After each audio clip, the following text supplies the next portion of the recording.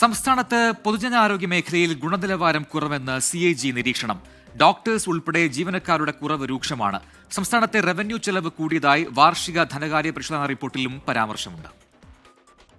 2024 പൊതുജനാരോഗ്യം, വാർഷിക ധനകാര്യ പരിശോധന എന്നീ CAG റിപ്പോർട്ടുകളാണ് ഇന്ന് സഭയിൽ വെച്ചത്.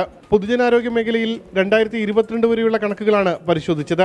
ഡോക്ടർമാരുടെയും സ്പെഷ്യലിസ്റ്റ് ഡോക്ടർമാരുടെയും ആരോഗ്യ പ്രവർത്തകരുടെയും കുറവ് ചികിത്സാ ഗുണനിലവാരത്തെ ബാധിച്ചു. രോഗികൾക്ക് അസൗകര്യമുണ്ടാക്കുന്നു. ഏറ്റവും കുറഞ്ഞ അവശ്യ സേവനം പോലും പല ആശുപത്രികളിലും ലഭിക്കുന്നില്ല. ആർദ്രം മിഷൻ ഉദ്ദേശ ലക്ഷ്യങ്ങൾ നിറവേറ്റുന്നില്ല. മരുന്നുകൾ ആവശ്യത്തിനെത്തിക്കുന്നതിൽ KMSEL വീഴ്ച പറ്റി. മരുന്നുകളുടെ ഗുണനിലവാരം ഉറപ്പാക്കാനും നടപടിയുണ്ടായിട്ടില്ല.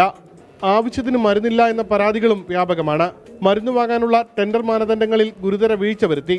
മരുന്നു കമ്പനികളിൽ നിന്ന് ഈടാക്കേണ്ട 1,64 ലക്ഷം രൂപയുടെ പിഴ KMSEL ഈടാക്കിയില്ല എന്നും CAG കണ്ടെത്തി. 2023-24 വർഷത്തെ CAGയുടെ വാർഷിക ധനകാര്യ പരിശോധനാ റിപ്പോർട്ട് പ്രകാരം സംസ്ഥാനത്തെ റവന്യൂ ചെലവ് കൂടി. 0.48% കൂടിയത്. മൂലധന ചെലവ് 2.94% കുറഞ്ഞു. GST വരുമാനം 3.56% കൂടിയെന്നും CAG കണ്ടെത്തി. 24 തിരുവനന്തപുരം.